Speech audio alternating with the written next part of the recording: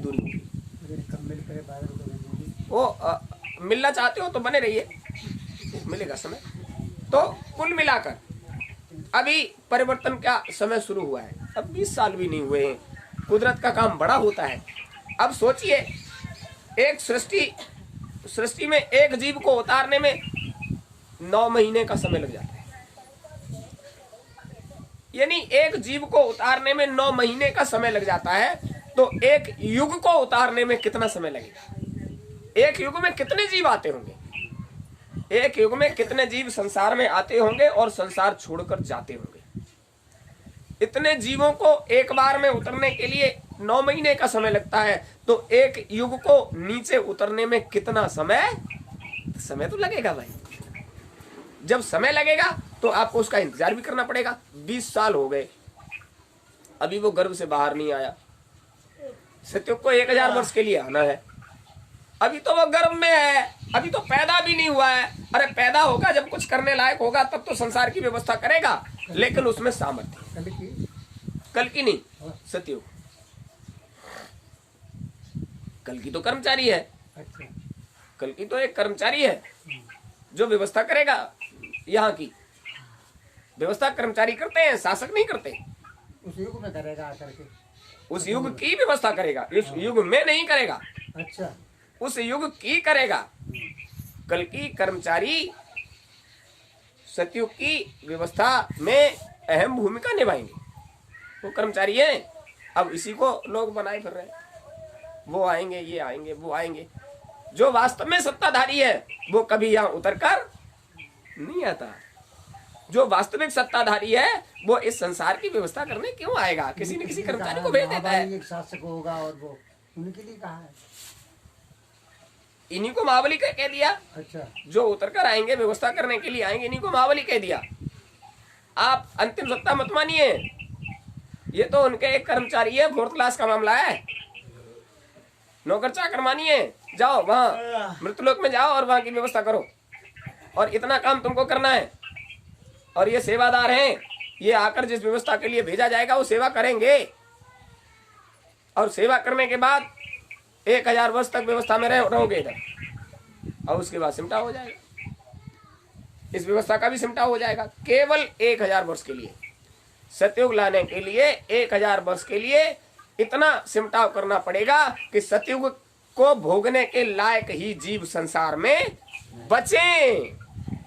आप इस लायक हो कि सतयुग को भोगो। आपके कर्म इस लायक हैं कि इस कलयुग में तुम्हें सतयुग देखने को मिले। आपका मन, आपकी बुद्धि, आपका चित्त, आपका अहंकार इतना दूषित है कि आप इस अंतःकरण को लेकर सतयुग में प्रवेश नहीं कर सकते। इसको शुद्ध और पवित्र करना पड़ेगा। इसकी शुद्धता पवित्रता के लिए जो नियम गुरु महाराज ने बताए, सत्संग, सेवा और साधना, इन तीनों से अंतःकरण शुद्ध होता है। ये बाहर के परिदृश्य से नहीं होता। सत्संग सुनोगे तब लगेगा कि हमें संसार में वास्तव में क्या करना है। तब लगेगा कि कोरोना कोई बीमारी नहीं है, कोरोना तो चेतावनी है। सुधरो तो सुधरो, नहीं खाली करो। सतयुग के लिए व्यवस्था करनी है, तुम यहाँ घेरे पड़े हो, बहाना है। हाँ खाली करो। अरे वो आ रहे हैं तो अपनी व्यवस्था करेंगे, तुम उसके व्यवस्था के लायक नहीं, हटो यहाँ से। तो एक बहाना है, इस बहाने से कुछ तो इधर से सिमट जाएंगे, कुछ बुद्धि पर बैठ जाएगी कुदरत, आपस में लड़कर मरेंगे। लड़कर भी मरेंगे, बुद्धि पर बैठेगी, आपस में लड़कर मरेंगे। घर घर में कले पड़ी है, देशों देशों में कले पड़ी है। तो जो मकान सब खाली हो जाए फिर क्या है? ये मकान जो बनवा रहा है, अच्छा चलो ये अच्छी बात है। ये मकान जो बन रहे हैं, इनकी उम्र कितनी होगी माँ साहब?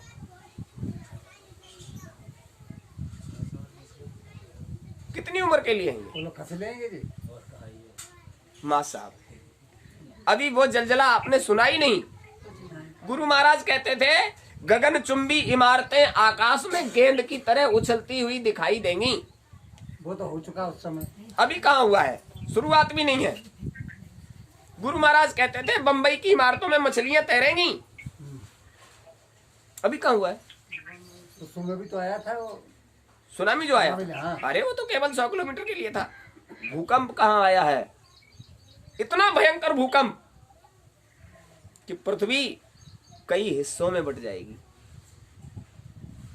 अब आप अनुमान लगाइए, जब इतना भयंकर भूकंप होगा तब तो ये सब होगा। कुदरत जब सिमटाव करेगी, ये जो आपने सुनामी नामी सुना था, ये तो ये देवियां ना तो किसी कढ़ाई बुनाई का नमूना बना लेती हैं, तो कितना कितना बड़ा बनाती हैं? छोटा सा ये नमूना है, और जब उसको पहनने उड़ने के लिए बनाती हैं तब वो बहुत बड़ा होता है। तो ये तो सैंपल थे, सैंपल। जब कुदरत काम करेगी तब थान के थान खुलेंगे। उसने जो सैंपल दिए उसमें देखा था केदारनाथ में सैंपल, ये छोटा सा सैंपल ले लीजिए, 1.5 लाख ही मरे होंगे, बहुत ज्यादा। अभी देखा था वो पूरा ग्लेशियर ही टूट के चला गया, कितने लोग उसकी चपेट में आए, किसी ने बताया? तो अंदर रह गए, मरी गए। पूरा इलाका खाली हो गया। वो विद्युत संयंत्र जो पूरा लगा हुआ था वो कहाँ चला गया पता ही नहीं। पुल फुल और वहां का एरिया पूरा जो उसकी समेट में आ गया, वहां बिल्कुल मैदान पड़ा है। जहां बस्तियां थी वहां मैदान पड़ा है, रहने वाले मकान दुकान सब कहाँ चले गए? अभी आप चले जाओ, पूरा एरिया खाली है वहां, लेकिन रहने की कोई व्यवस्था नहीं है। वो तो जो बना बनाया था सब गायब हो गया। जाके भी क्या? हाँ, एक काम बहुत अच्छा हो जाएगा, उधर एकांत हो गया है तो साधन भजन बहुत अच्छा बनेगा। अभी क्या कहा जाता है, कुदरत की मौज लेनी है तो आप एकांत का सेवन करें। क्या कहते हैं? एक दूसरे के संपर्क में मत आइए, वो दूर रहिए, 2 गज दूरी और मास्क है जरूरी। 2 गज दूर से बात करो, और मुंह दिखाने लायक नहीं हो, मुंह ढक लो। अब तुम मुंह दिखाने लायक नहीं हो क्योंकि कुदरत के नियम के विरुद्ध चल गया, इसलिए मुंह ढक कर बैठिए। गुरु महाराज तो पहले से ही कहते थे कि बच्चा मुंह ढक लिया करो। गुरु महाराज कहते थे वैसे नहीं ढकते हो तो जब साधन भजन किया करो तब तो मुंह ढक लिया करो। सर ढक के मुंह ढक के ही बैठो। हाँ, संसार वाले क्या कहते, वहां तो सब बहुएं दिखाई देती हैं, सब घूंघट मारे बैठे हैं। को कहता है संसार वाले अच्छा, हाँ। साधन भजन करते थे, कहते वो तो जिन्हें कहता है कोई थप्पड़ मार जाए तो कोई हाँ, इस तरह से बातें करते हैं। आज उनसे पूछा जाए कि तुम मुंह बांधे क्यों घूम रहे हो? हमारे गांव में तो मुंह बांध कर जब आते थे तो उन्हें क्या कहते थे? हत्यारे कलंकी। कलंकी। और जो मुंह बांध के आता था उसे लोग कि मुंह दिखाने लायक नहीं रहा। तो मुंह दिखाने लायक तो नहीं हो, लेकिन मुंह दिखाने लायक हो जाओ, इसके लिए थोड़ा परमात्मा के प्रति झुकाओ। कोरोना बीमारी नहीं है, कोरोना इंजीनियर है, और वो इस समय जो निर्माण कर रहा है उसकी बहुत आवश्यकता है। इससे अगर बचना चाहते हो तो गुरु महाराज ने तो बहुत पहले कह दिया था। और जब गुरु महाराज की मौज होती थी तब बताते थे, काल ब्याल से वही बचेगा जो गुरु का ध्यान धरे, अरे मन धीरज क्यों न धरे। अगर काल के ब्याल से बचना है तो गुरु महाराज की उन बातों का ध्यान धरे का मतलब है उन बातों पर अमल करो जो गुरु महाराज तुम्हें देकर गए, जो बताकर गए, उन पर अमल करो। देखो उसका क्या, उसकी मौज कैसे मिलेगी आपको। और नहीं करोगे तो गुरु महाराज ने तो सीधे से कह दिया, तुम जानो और तुम्हारा काम। तो अब जो बात बताने की थी वो उन्होंने बता दी, और तुम अमल न करो तब उनकी क्या गलती है?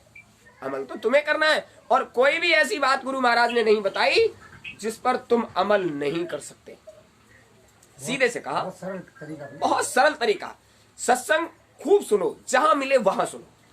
सत्संग में अच्छी बात बताई जाती है, आत्म कल्याण की बात बताई जाती है। देखो दूसरी संगतों में जाओगे तो लोग कहेंगे देखो हमारी संगत में आए हो तो किसी दूसरे के चक्कर में मत पड़ना।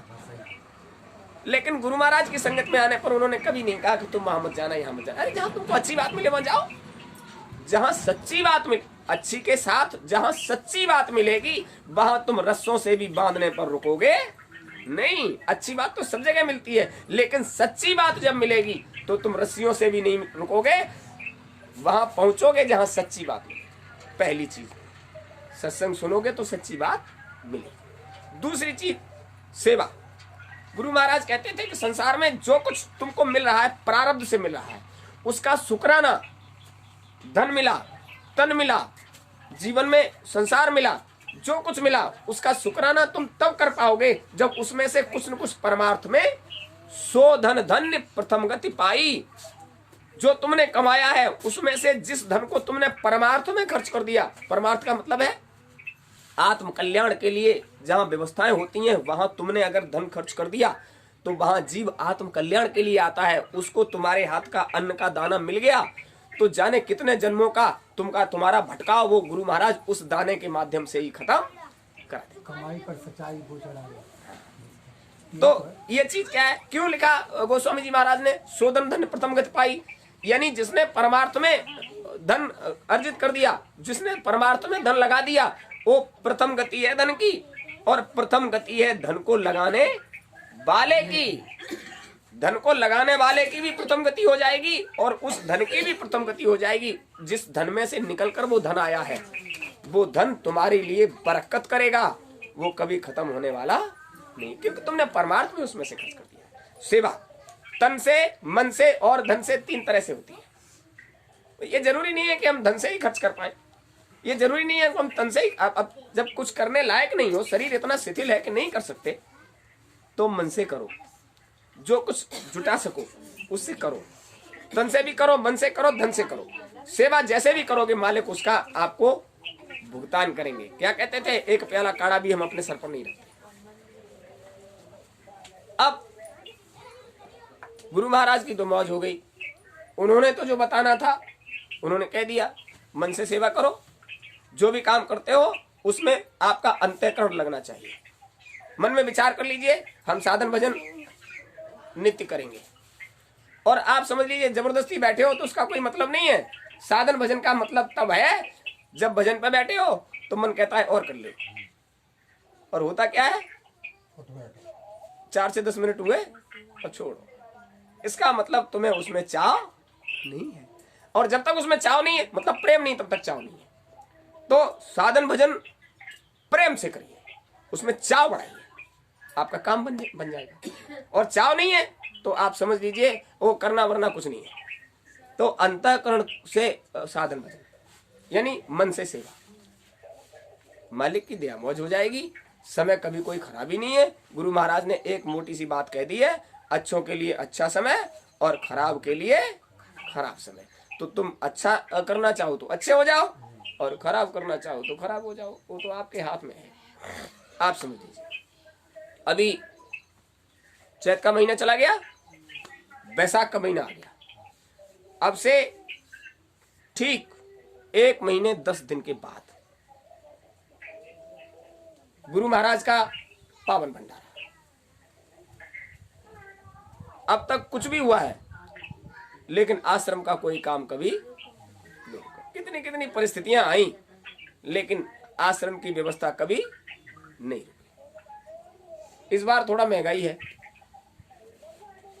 क्योंकि 7,000 रुपये पहुंच गया लाहा।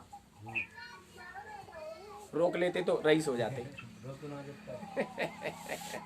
अरे भाई जो जिसको मिल रहा है वो उतना ही मिलेगा। तो कुल मिलाकर इस बार का कार्यक्रम बड़ा हो सकता है। सब लोग बढ़िया से सेवाएं, बैसाख की सेवाएं जो है वो ज्यादा समय मत लगाइए, जल्दी से पहुंच जाएंगी। तो ये सोच रहे हैं कि कहीं और ज्यादा महंगा हो गया तो उस सारी व्यवस्था पहले से करनी होगी। और विचार ये है कि अब जैसे काम लगभग किनारे पर आ गया है तो तुम्हारे लिए छाया की व्यवस्था करना बहुत जरूरी है। तो मंदिर पर काम करा देंगे, जैसे ये मिस्त्री राज मिलेंगे, हमने बात कर ली है मिस्त्री से, अब मंदिर पर काम शुरू हो जाएगा। तो जो लोग जो कुछ भी करना चाहते हो, जो डायरी में आ गए हैं वो तो चिपक गए समझ लीजिए। जैसे ही काम शुरू हुआ वो डायरी वालों को तो हम तुरंत ही चिपका देंगे आश्रम के अगल बगल, ये चिपक जाइए। और जो नहीं आ गए हैं, जो सेवा करना चाहे तन से, मन से और धन से, तो अब ज्यादा समय नहीं लगेगा क्योंकि व्यवस्था के लिए समय अब रहा ही नहीं, केवल 40 दिन बचे। 40 दिन के अंदर आपके लिए पक्की छाया, क्योंकि कपड़े में दिक्कत होती है। कैसे करनी है? वो पक्की छाया तो करनी है हर सूरत में। तो पक्की छाया के नीचे बैठकर सत्संग जेठ तेरस का होना चाहिए और बढ़िया से भंडारा। भंडारे में आप क्या चाहते हो, जो चाहते हो वो होगा। आपकी क्या इच्छा है, आप अपनी इच्छा प्रकट करना। करने कराने वाला तो कोई और है, करने कराने का काम तो किसी और का है। अभी देखिए 23 मार्च को, अभी बताते हैं, 23 मार्च को लोगों ने कहा 2 बजे तक व्रत रह लेते थे और 2 बजे के बाद चले जाए तो, मतलब 2 बजे के बाद चले जाए, यही हो जाती कुछ खाने पीने की व्यवस्था, तो खा पी के ही जाते। 2 बजे के बाद चले जाते। अरे भाई आज तो व्रत का दिन है और हम कह दें कि आप लोग रुक कर यहीं बनाइए, तो जिनके घरों में बच्चे हैं बड़ी समस्या पैदा हो जाएगी। देवियों को 11 बजे तक इसलिए छोड़ दिया गया था कि आप घर पर जाकर पूरे परिवार के लिए व्यवस्था कर सकते हो, मतलब घरों में त्योहार मनाया जाता है। गुरु महाराज की मौज हुई, बच्चे चले गए, उनकी इच्छा थी कुछ खाने पीने की और बच्चों ने यहाँ आकर प्रकट किया तो उनके लिए कुछ व्यवस्था करो। तो होली कार्यक्रम पहले नहीं होता था, ये होली का कार्यक्रम जो है वो पहले नहीं होता था। मन में इच्छा लेकर गए आप लोग तो मालिक की मौज हुई, नहीं बच्चों को कुछ खिलाओ पिलाओ, तो ठीक से हो गया होली मिलन। अरे 23 मार्च को नहीं हुआ तो उस होली के बाद कर दिया, वो व्रत का दिन था इसलिए नहीं किया। तो जो होली मिलन हुआ उसमें आपको ठीक से खाने पीने को मिला, शायद उस दिन वो चीजें नहीं मिल पाती जो उस दिन मिली। मिलने के बाद तो जरूरी है खाना। हाँ तो हो गया, खाने पीने की व्यवस्था तो हो गई। लेकिन आप यूं समझिए, पहली चीज ये कि यदि आपने गुरु महाराज के लिए कुछ निरूप के रख लिया है तो आप उसको अपने पास न रखें। नहीं निरूप आए तो कोई बात ही नहीं। अगर आपने सोच लिया है कि हम ये सेवा गुरु महाराज को देंगे तो आप अपने पास न रखें। उसमें से चूहा भी ले गया है तो तुम्हारे में से ले गया है, गुरु महाराज के में से नहीं ले गया, क्योंकि वो तुम्हारा नहीं है, अब वो गुरु महाराज का है। लेकिन तुम उसे जबरदस्ती के आए हो, अभी उसको पकड़े हो तो उसको छोड़ दीजिए। भंडारे की सेवाएं आप सब प्रेमियों को 1-2 दिन पहले से जुटना पड़ेगा, तब तक ये ज्यादा बड़बड़ है, ये शांत हो जाएगी। 1 दिन पहले से जुटना पड़ेगा।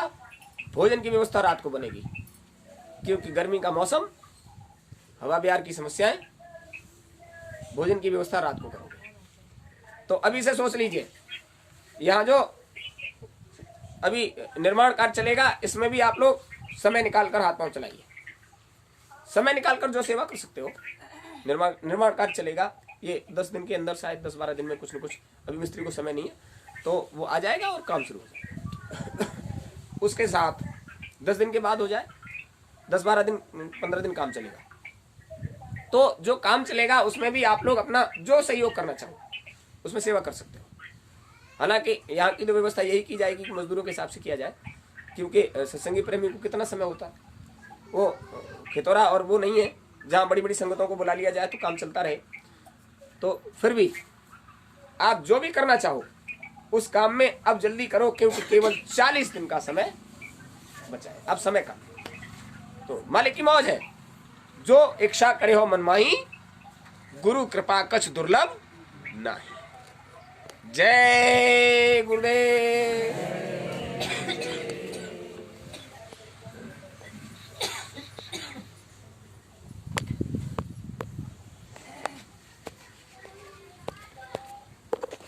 बंद होना नहीं चाहते, हो जाइए।